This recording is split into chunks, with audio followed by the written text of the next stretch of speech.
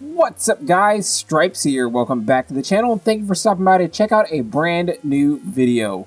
So it has been just a little bit of time since I've sat down and recorded for you guys and I feel really bad, but you know, I do have a normal 9 to 5 and it does take up a little bit more time than I expected, so I don't have as much time to film as I would like, but it does feel really good to be back in front of the camera and filming a new video for you guys. And as you can see, the green screen is back. I am so excited. I have missed being able to put stuff up behind me and not having to worry about, you know, my paws being in front of or behind whatever I'm showing. So it is super nice to have the green screen back. And also, you know, I did make myself some new paws. So now I have 5 fingers instead of 4, which is really nice. And now I have better dexterity, which, oh, I never thought that I would like having 5-finger paws, but I really like having 5-finger paws. But now that I'm done geeking out about all the new stuff and the slight changes, I did just want to ask you guys and thank you guys so much for subscribing. And if you're new, you know, go ahead and down below hit that subscribe button and the bell notification icon right next to it, since, you know, my upload schedule is sporadic. That way you can be notified when new videos are posted. Go ahead and give this video a nice big thumbs up. And finally, leave a comment down below and give me some ideas for videos, or just stop by and say hi or welcome back or whatever. I do read every single comment and they mean the world to me. What are we talking about this week? Well, this week we are talking about photography within the furry fandom. And some of you guys may be like, but Stripes, how did this topic come up? Well, funny story for you guys. Almost 3 months ago, I think it was, PR Wolf posted a video where he was talking about, you know, reviewing furry photographers' photos. And I saw that video. I was actually one of the photographers who submitted. He reviewed some of my photos, and that got the wheels turning a little bit. And then last month, over on Twitter, a new meme popped up. And it was a meme that I got really excited about. And it was the raw photo versus edited photo challenge, quote unquote challenge, or meme, or whatever. But either which way, I was really excited about it because I'm a photographer. And I was like, this is a meme that is really fun and really cool to participate in. And I'd seen a couple of other photographers do it. And I was just like, you know what? I'm gonna throw my hat in the ring. And so, you know, I got some nice comments on those. And I also got to discover other photographers within the fandom. And so that got my brain turning even more. And so I was like, you know what? We need to talk about photography within the fandom and why it is so important. And so, in honor of today's video, I am wearing my I Shoot Raw shirt, which you can kind of sort of see through my mane. I think. Wait. There we go. My I Shoot Raw Crush JPEG shirt, which I got forever ago over on Jared Poland's website, who is a photographer here on YouTube, or he makes photography content here on YouTube, and was a big inspiration for me when I first started doing photography. So for those who don't know, welcome. Yes, my first love affair before videography, before DJing, before all of that was photography. And it is still a huge passion of mine. And so I thought it was time to break down why it is so important here in the fandom. And I did write down a couple of notes. So I got my trusty notebook here with all my notes written down in it so that I don't lose my train of thought for once. So anyway, let's jump right in. And yeah, so, you know, if I can, boop, there you go, pen. All right. So, why is photography important within the fandom? Reason number one. Without photography, we wouldn't be able to preserve some really, really good memories. And like when you go to a convention, a lot of the time, if it's your first convention or your 50th convention, there is nothing like after the convention seeing a photo of you pop up on Twitter or Facebook or Imager or wherever. There's nothing like seeing a candid photo of yourself and be like, oh snap, I didn't realize that somebody had taken my photo. Or even posing for a photo, but not being able to see it immediately and having it pop up after the con. There's something so cool and so special about that we kind of take for granted. Because, without photographers, a lot of those memories we can only play them back in our mind, and we can't show anybody, what that experience was like. So that, for one reason, is super, super important, is, preserving that memory. Now, reason number two that it is super important is you want to show off your fursuit. Like, every Friday, there's something here in the fandom called Fursuit Friday. And most of us, if you have a fursuit, you take place in it.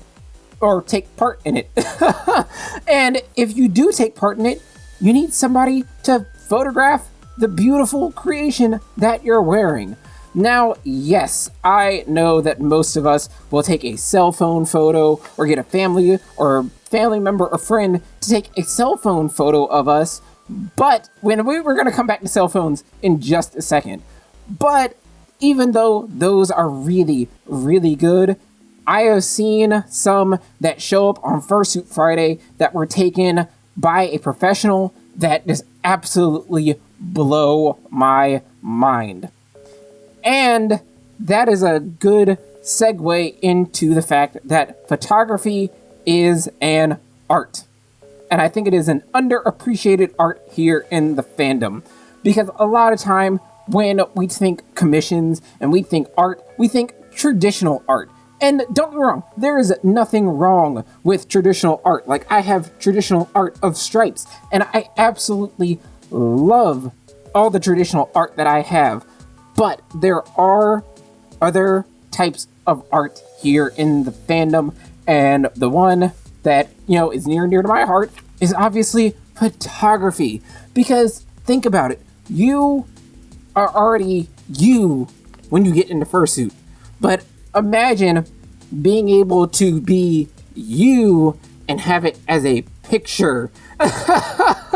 Like, imagine having some of the art that you have as a photograph and you are actively a part of making that reality instead of just being a passive passenger with the drawn art. Having a photography commission helps to spread the wealth in the fandom because there are so many different types of photographers. And that's point number 3 or 4? Three.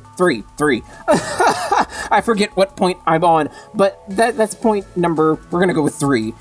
Is that there are so many different types of photographers and so many different types of photography.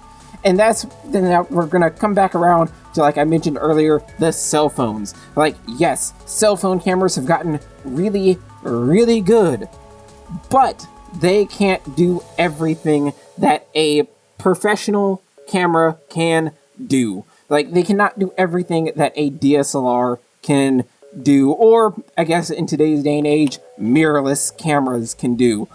Because, with a cell phone, yes, it can mimic depth of field, but it can't give you a true shallow depth of field like you would get with a, camera that has a removable lens. Like, you get that nice creamy background that looks like it's just, bubbles and just fading off into prettiness, and a phone can mimic that, but nothing replaces the real McCoy. I love the fact that cell phones are getting better and the image quality is getting better, but at the end of the day, I would take a real camera over a cell phone camera any day. But the other advantage of having a real camera do the photography and having a professional behind the camera do the photography is that you can end up with some super creative stuff that you may have never thought of, and also may not be able to be executed with a cell phone. Prime example is me. So, a little background. I have been doing photography at a professional level for almost 13 years, and a professional level for almost 10 years. Like, I started doing photography when I was like 13 or 14 years old. I'm now 27, and I got my first camera and started, actually getting paid to do photo shoots in 2012, and it is now 2021. So, I'm gonna show y'all this setup. Green screen shoot, so here we go.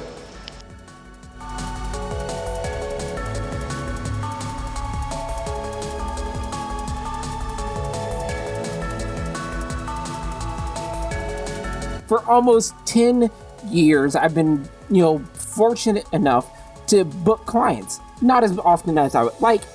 We'll get there. But, I've been fortunate enough to book clients and have, an album cover, and have been really fortunate to do some really cool stuff. But, I was also able to find my specialty in the photography world. There are natural light shooters, people who only photograph with like sunlight and a reflector. You have people who only do studio work, and so they learn how to use off-camera flash in a studio environment and do, again, beautiful work. And then you have somebody like me who kind of fuses the two, where I will bring my studio lights out to an on-location environment. So instead of using the natural sunlight outside, I will bring my studio lights to help overpower the sun or complement the sun and bring some really creative lighting to these beautiful outdoor environments that you can't quite get with a studio backdrop. So, and I will put some examples of my work up right here, and just so you can see a little bit of what I'm talking about. Now, that leads me to point number 4, is that there are photographers out there who do take photography commissions. And I encourage you guys to commission some fursuit photographs. Like, you guys go out there and commission drawn art, commission some photos. And even if they're not of you in fursuit, even if they're you out of fursuit, commission some photographers. Photographers deserve to be paid and credited for their work just as much as traditional artists. Like, yes, I know that almost anybody nowadays can pick up a camera and press the button, or pick up their cell phone and press the button. Yes, we're going back to the cell phone thing, but when somebody has dedicated time, energy, and money, because photography is not a cheap profession. Let me tell you, it is not a cheap profession in the slightest. But when somebody has dedicated that time, energy, and money and learned how to get the best quality out of their gear and learned how to pose their models in a way that a lot of the time people would not think of, that is something that deserves to be, paid for. So when you can, commission some photographs, because you want to preserve that memory. And if there's rewinding, there is like another type of photographer, which is like an event photographer. So it goes back to what we were talking about at cons, where you have somebody walking around the con documenting the event. So if we can push for it, I would love to see more photographers on staff of conventions to really help document the convention.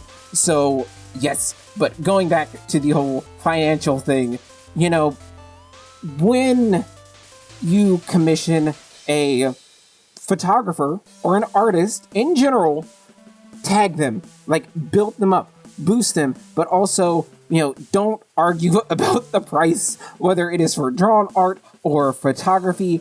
Don't argue about the price, because artists set their prices for a reason. They set their prices because they see the value of their work.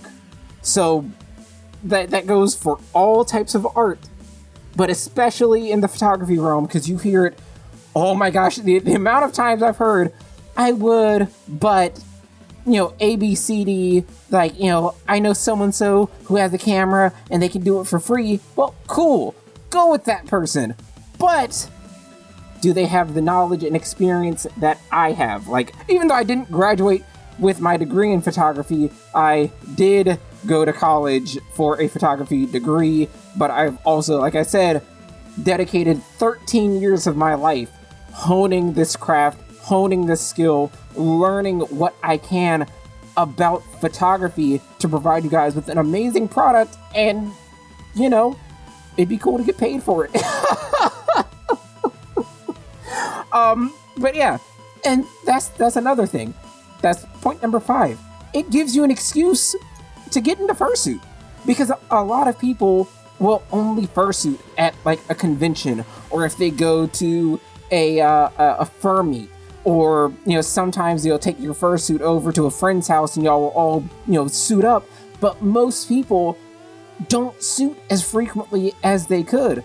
But if they were getting photography commissions, it would give them another excuse to put on that fursuit and get some new, beautiful, professional photos taken for all the Fursuit Fridays. And that way, you have an arsenal of really, really cool, really, really creative photos for Fursuit Friday. And I think that hit everything on my list. Yeah, as far as I know, that hits everything on my list that I wanted to touch on. If you can, look up some photographers in your local area, either on Twitter or Facebook. I know there is not that people really like list on Twitter, there is a list on Twitter of photographers. So, you can find photographers in your area who can do some amazing, beautiful work, and some of them may be willing to work with your budget. And I just want to shout out a couple of photographers that I have stumbled upon, or that I know personally, who do beautiful work. Like, first and foremost, Rob Clatter, R Clatter, and these are going to be all their Twitter handles, R Clatter and Sekio Liz, or Seiko Liz. They are the photographers who usually set up for FursonaCon, as well as Furthermore here in Virginia, do beautiful long exposure photography with the light trails that go behind you. Another person who's doing beautiful studio work, who is just blowing my mind with the stuff they're doing in the studio, is Sven Finnick. Beautiful work. Another one who is doing studio work are Kata Mountain. Don't know how to pronounce it. All the Twitter handles will be down in the description below. But Kata Mountain did the beautiful photography for this beautiful lion fursuit that I geeked out over when I first saw it. And then I looked at the photography and I was like, oh, absolutely blew me away. There's also Blue Hassia. Again, I'm terrible with pronunciations, but Blue Hassia does beautiful work. Pepper Sneep, and Photo Varmint. I remember when I stumbled upon Photo Varmint because they were the only other person that I see who is doing off-camera flash on location, even though he is using speed lights and not the studio strobes I use on location. I absolutely love when people are using external flashes in an on-location environment. But yeah, these are all people, as far as I know, who are in the US, from all corners of the US. but there are plenty of other amazing photographers that you can find if you do just a little bit of searching. But I did want to highlight those people because they are doing, like I said, with Sven Finnick, beautiful studio work, and is just pushing the bounds of what studio work can do. And the last one that I mentioned, Photo Varmint, I think is the name. Oh, I lost my page. But yeah, I will put in a correction if I'm wrong. But Photo Varmint, and using, again, off-camera flash on location, which is like my specialty. So it's really cool to see that. And like, just look up some photography furs, because they're out there doing some amazing work. Some of them are on a professional level, some of them on a demi or semi-professional level. So like, there's somebody to fit your skill level and somebody who fits the style that you are looking for, so that way you don't always have to rely on a friend or a family member to take those photos for you, because there are plenty of photographers like myself and others out there who can do it for you and may be able to bring your vision, expand your vision bigger than what it could just be with some, with a cell phone. So, yeah, I think that covers all my thoughts on the topic. So if you guys want to hear more or see more about my adventures in photography, I do have 2 videos on my channel where I talked about it previously. This one here is the one where I photographed Ezekiel shortly after he got his fursuit, and this one over here is where I tell the story of photographing my wife before she became my wife, and that was an interesting time. But yeah, the takeaway from this is that photography is art, and pay your artist and don't argue about the prices, but commission and look up more photographers. Again, PR Wolf did do a video and did highlight some other really talented photographers that I didn't mention here in this video. But yeah, thank you guys so much for watching. Again, if you are new, do all the diddly doos down there in below this video. I hope you guys have enjoyed this. I hope to be back soon with some more content for you guys. Like I said at the start, I do have a 9-to-5 that takes up a lot of my time and don't have as much time to dedicate to doing these videos as I would like to, but I will be putting them out when I can, and I appreciate everybody who has stuck with me so far and who has embraced this journey that I'm on with this channel. Y'all mean the world to me. And yeah, I'm gonna let you guys get on out of here. Thank you so much for watching. Stripes the Lion is out. Keep rocking on and being awesome. Peace.